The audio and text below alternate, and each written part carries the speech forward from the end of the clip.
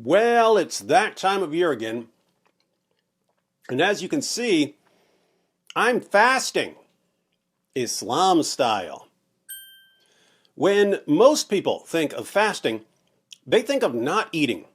They think of abstaining from food. But in Islam, aka opposite world, fasting means gorging yourself with food multiple times per day. I guess you could say that Muhammad's followers are abstaining, in a weird sense, during Ramadan. They're abstaining from not gorging themselves with endless piles of delicious food. Islamic fasting is what we would ordinarily call feasting. For comparison, the closest thing non-Muslims have to Ramadan in the US is Thanksgiving dinner. That's our big meal of the year. But Ramadan goes on for a month, and they have 2 gigantic meals per day. Imagine having 2 Thanksgiving dinners per day, every day, for an entire month. Pretty gross, right? Pure gluttony. Now imagine having 2 Thanksgiving dinners per day, every day, for an entire month, and calling it fasting. Imagine gorging yourself with food until you almost pass out, multiple times per day, over and over again, day after day, while you announce to the world, "See how devout I am? I'm fasting." Strange use of the word fasting, isn't it? All right, now what? Ooh. Gordita.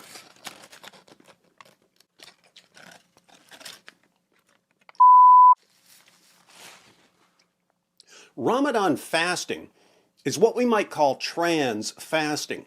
It's feasting that identifies as fasting. As such, our Muslim friends are to be accorded all the rights and privileges of the LGBTQ community, which means that the rest of us have to agree with them that shoveling giant plates of food into their mouths is, indeed, fasting. Milk. See how easy it is to call something by a completely different name from what it actually is? If you're new to the fast of Ramadan, hope I don't get canceled for that slip. If you're new to the fast of Ramadan, here's a brief introduction. Ramadan fasting is one of the 5 pillars of Islam, the most essential practices of the religion. Ramadan is the 9th month of the Islamic lunar calendar. Muslims who aren't exempt for some reason are required to abstain from food, beverages, and sexual intercourse from dawn to sunset for the entire month. But once the sun goes down, it's party time. How this works in practice is quite telling. In practice, many Muslims simply reverse their day-night sleeping schedule. They sleep during the day and stay up eating all night, with special emphasis on 2 huge meals, one after sunset and one before sunrise. So, in practice, Muslims who are fasting get together and gorge themselves with food at night, then gorge themselves with food early in the morning, then sleep all day. They wake up in the evening after a long day of sleeping and gorge themselves with food again. Then they snack all night and gorge themselves again early in the morning and again sleep all day. They repeat this cycle for an entire month.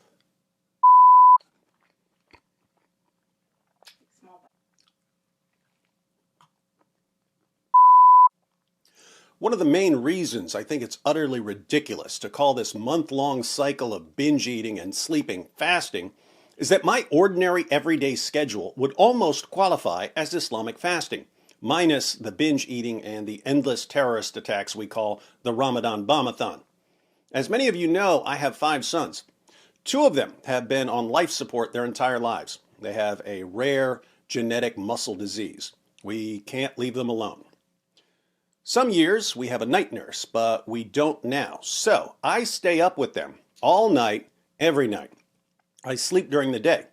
My last meal before I go to sleep is around 5 a.m. So I'm done eating before sunrise. I go to sleep around 7 or 8 in the morning. I wake up around 3 or 4 in the afternoon. My first meal of the day is around 5 or 6 o'clock in the evening. True, that's a little before sundown right now, but it would be very, very easy for me to shift my schedule slightly so that I only eat breakfast after sundown. Now, if I were to shift my schedule slightly, eating my first meal after sundown and eating my last meal before sunrise, can anyone say, with a straight face, that I would be fasting? According to Islam, I'm almost fasting all year long. Should I go around bragging about what a devout religious person I am because of all the fasting I do? Do you have any idea how insane that sounds? Think about it. Lots of people around the world, and lots of people down through history, eat their last meal of the day around 6 or 7 p.m. They eat breakfast around 6 or 7 a.m. Would anyone say that all these people are fasting because they go 12 hours without eating? Of course not. Well, what if they suddenly get night jobs and reverse their schedules? Is it fasting then? According to Islam, yes, it's fasting.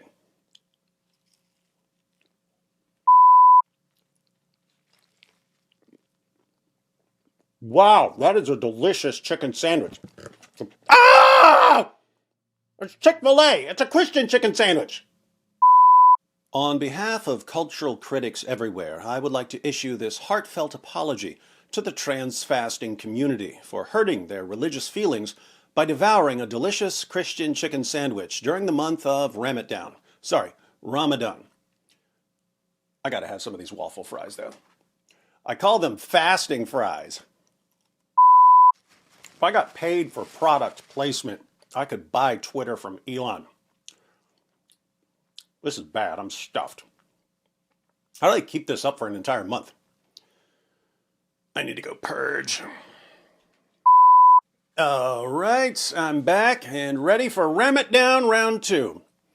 According to scholars, Ramadan is Arabic for eating disorder. Vimto is now like the official drink of Ramadan. It's pure sugar. I think Vimto is the Arabic word for diabetes. Tastes like carbonated cherry pancake syrup. You may be wondering, David, why do you care about this trans fasting? If people who are gorging themselves with food want to identify as fasting, who are you to judge? Well, there are two main reasons I'm talking about this. One, Ramadan is destroying Muslims physically. And two, Ramadan is destroying Muslims spiritually. First, the physical. We don't need a prophet to tell us that filling your belly with horribly unhealthy food multiple times per day for an entire month every year is bad for you. There's a sharp rise in hospital visits during Ramadan, many of them due to digestive problems. There's a surge in uncontrolled diabetes cases because of Ramadan. Thanks to Ramadan, obesity is on the rise in Muslim countries. Gulf countries are now among the fattest countries in the world. But as long as they don't eat pork, it's all halal, am I right? Food retailers have to start stocking up at least a month before Ramadan in order to keep up with the increase in food sales.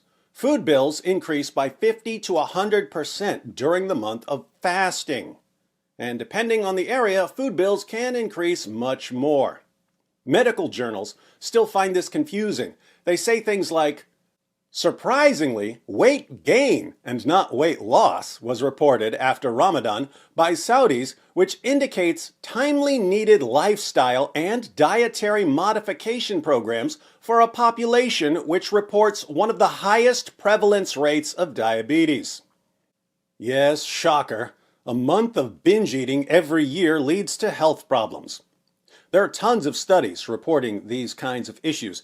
And when you point out what Ramadan is doing to the Muslim community, Muslims reply, but we don't all do that.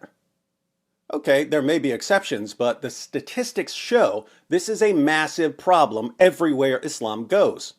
But it gets worse. Keep in mind that not everyone who's trans fasting can sleep all day. Some people have to go to work during the day after partying all night, but then they can't even have a sip of water while they're working, leading to a range of medical emergencies, heat stress, traffic accidents, and so on. But as long as they don't drink a beer, it's all halal, am I right? Productivity drops between 35 and 50% during Ramadan. Imagine being less productive while giving yourself diabetes and going into debt to pay for all the food you're shoving down your gullet. What a religion. Islam? More like morbidly obese-lam. So, Ramadan causes lots of health problems for trans-fasting Muslims, but that's just the physical. There's also the spiritual. Muslims claim that they follow Jesus. They say, we follow Jesus more than you Christians. Now, what they really mean when they say this is that they follow what Muhammad said about Jesus. They claim to follow all the prophets, but they're just following what one false prophet said about all the prophets. So at the end of the day, they're still following one false prophet and no one else. They definitely don't follow the Lord Jesus Christ, who was the all-time king of exposing religious hypocrisy. In Matthew 6, Jesus condemns religious practices that are meant to impress other people, acts of righteousness that are just for show. He talks about giving to charity and prayer, and then he says this about fasting. Matthew 6, verses 16 through 18. And when you fast, do not look gloomy like the hypocrites, for they disfigure their faces, that their fasting may be seen by others. Truly I say to you, they have received their reward. But when you fast, anoint your head and wash your face, that your fasting may not be seen by others, but by your Father who is in secret. And your Father who sees in secret will reward you. Notice, Jesus condemns fasting that's meant to be seen by others. If you're fasting in order to earn a reputation for righteousness, your reputation is the only reward you get, according to Jesus. Apart from that reward, your fasting is worthless. Imagine a religion that demands, as one of its 5 pillars of orthodox practice, an entire month of public fasting. It's not fasting in private. It's not fasting in secret. It's fasting that everyone sees and knows about and talks about. You're praised if you do it and blamed if you don't. You literally announce to the entire world that you're fasting. That would be bad enough. But imagine what Jesus would think of this public fasting if it weren't even fasting. Imagine the level of contempt Jesus would have for a religious practice of public fasting that isn't even fasting. In other words, imagine a religion that encourages people to pretend to fast and to praise each other for fasting, even though they're actually gorging themselves with food multiple times per day. Jesus criticized people who were actually fasting, but who wanted other people to know that they were fasting. He called them hypocrites, even though they were fasting. How much worse is it to want other people to think that you're fasting when you definitely aren't? It's a double hypocrisy. Hypocrisy for not actually fasting, and hypocrisy for wanting a reputation as someone who fasts. If you made a list of everything Jesus said not to do as part of your religion, and you rolled it all up into a giant ball, you'd get Islam. The main question that remains is, why is Islam like this? Why do Muslims eat more and spend more and waste more when they're fasting than when they're not fasting? Why put a mask of piety on extreme gluttony? The answer, I think, lies at the very heart of Islam. Islam doesn't teach people to control their desires. Islam encourages people, the men especially, to carry their desires to perverse extremes. But it only allows them to satisfy these desires within an Islamic framework, thus trapping people with their own desires and using these desires in the service of the religion. For instance, if a non-Muslim man goes clubbing regularly and has sex with 100 different women, Islam will condemn him as a fornicator. But if this same man converts to Islam and joins the jihad movement, he can marry 4 women and take home sex slaves after every battle and be perfectly righteous before Allah, even if he has sex with 100 different women. Notice, same desire in both cases, sex with lots of women. But one is acceptable and the other is unacceptable, based on whether it's advantageous to Islam. Likewise, if a psychopath goes on a killing spree, he's surely going to hell, according to Islam.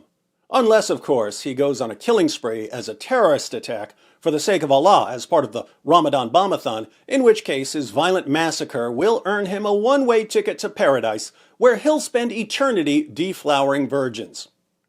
The psychopath wants to kill either way, but Islam provides the framework for pleasing Allah while satisfying the desire. According to Muslim sources, the tribes of Mecca were violent, lascivious, and gluttonous. Muhammad didn't change their behavior when he forced them to convert to Islam. He made their desires even more extreme and presented them with only one way to satisfy them: the Islamic way. When you can take the lowest, most animalistic part of people and convince them that it's the best part of them and that they're serving God by killing and raping and shoveling food in their faces, you've just made yourself an army. Hence, the rapid spread of Islam. Should we be surprised that Ramadan is a month-long series of gluttonous feasts that Muslims call fasting and view as one of their highest religious duties? Not at all. When Muhammad is your prophet, you don't have someone who can give sight to the blind or raise the dead. You only get one miracle. What's the one miracle in Islam? It's this: Islam takes behavior that's normally regarded as selfish and harmful and miraculously transforms it into the will of God.